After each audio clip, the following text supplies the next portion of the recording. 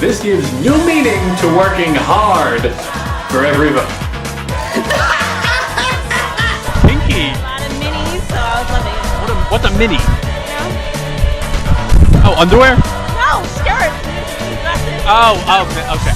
Ladies and gentlemen, welcome to The Weekly Show. I have a very quick announcement to start things off here. Starting next week, The Weekly Show will be premiering on Monday nights instead of Sunday nights. So that's right, The Weekly Show will be the cure for the Monday blues. So get ready for that. This week, we have a special Oscar edition of The Weekly Show where we will continue our countdown of the best movies of the decade. So get ready for some excitement and some fighting in Film Fight.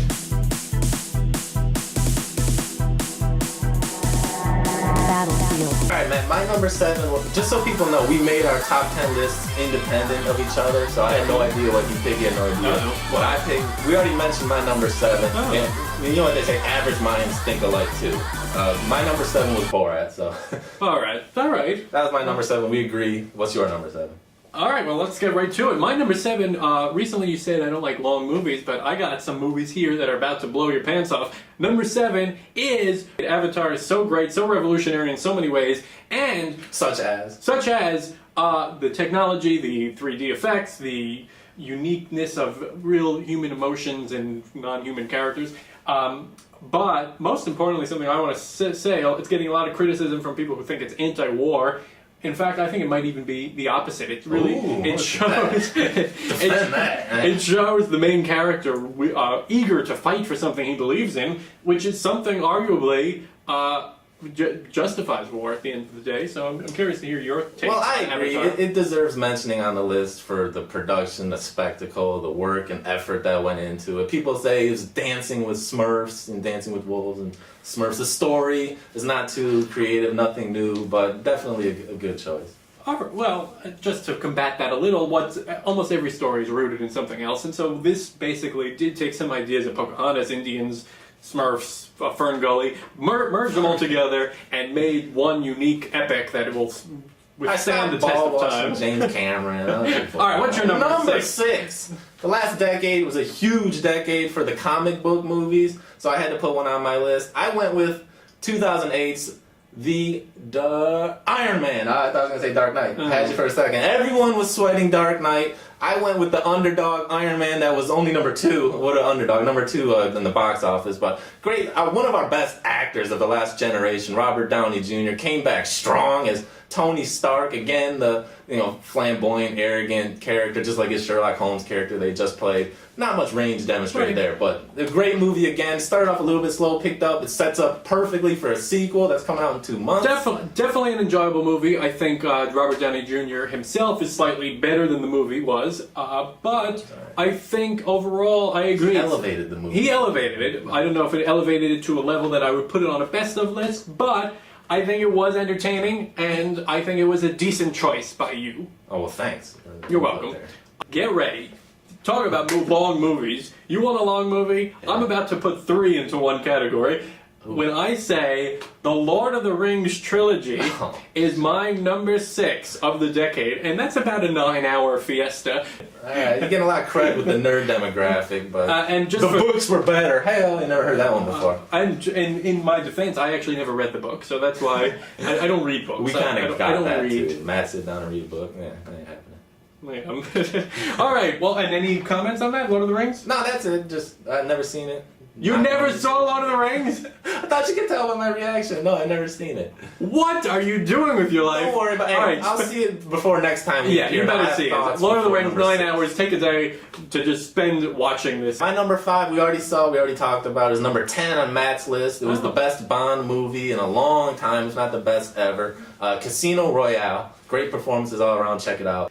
Eternal Sunshine of the Spotless Mind. It's so daring in its originality that everyone should see it. It's Jim Carrey, Kate Winslet, and a love affair for the ages as people try to erase their minds of past relationships. I mean, that movie was by far his best foray into other genres.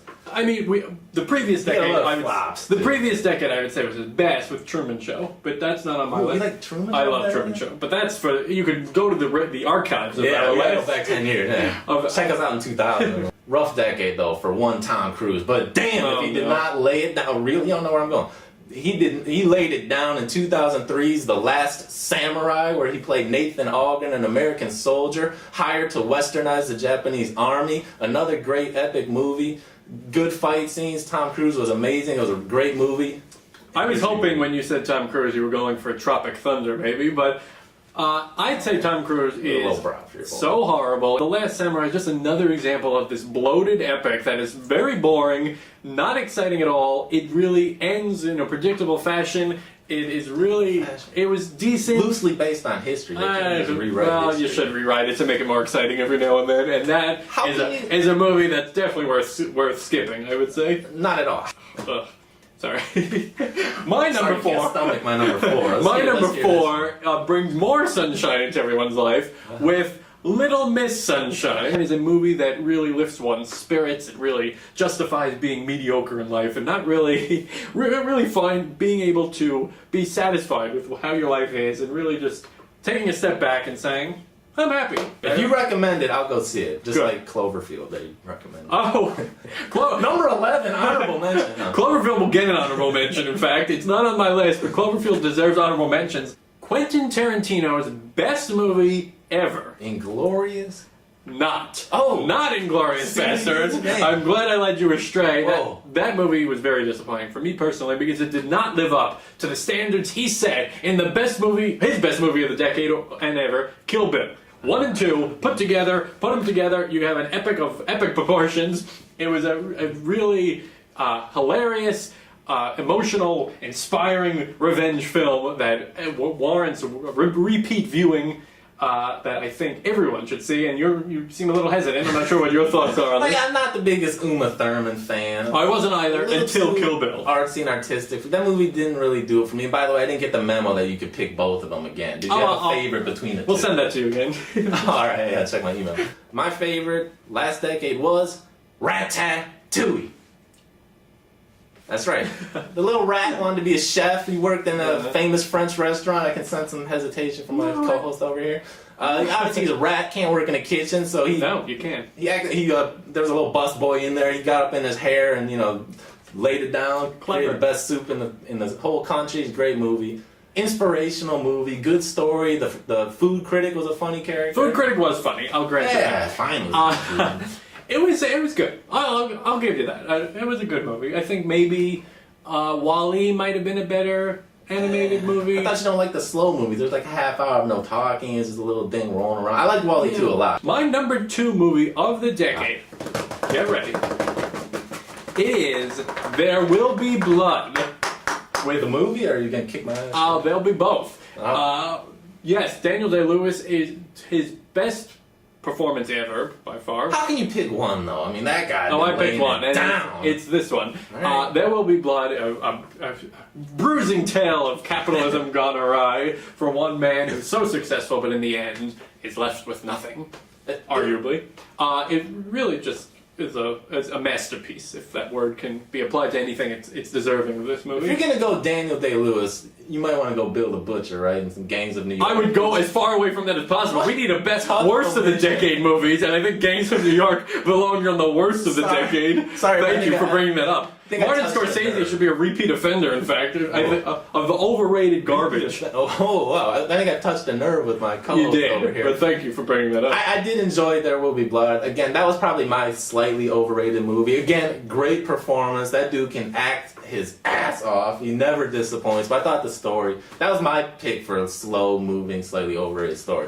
Gotta go way back to the year 2000. This movie kicked ass. The second appearance for one Russell Crowe I never on used- my list. Proof of life. No, Gladiator. Yeah, everyone. When you need a movie to get inspired, you go watch Gladiator. I really don't need to say much about it. The special effects were amazing. The story was great. Joaquin Phoenix before he went crazy. The soundtrack was killer. well, thank great you. movie. I'm glad you brought up the soundtrack because for me, the only thing good about that movie is the soundtrack.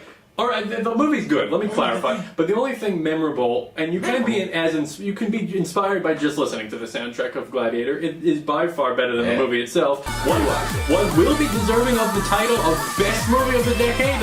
Only one way to find out.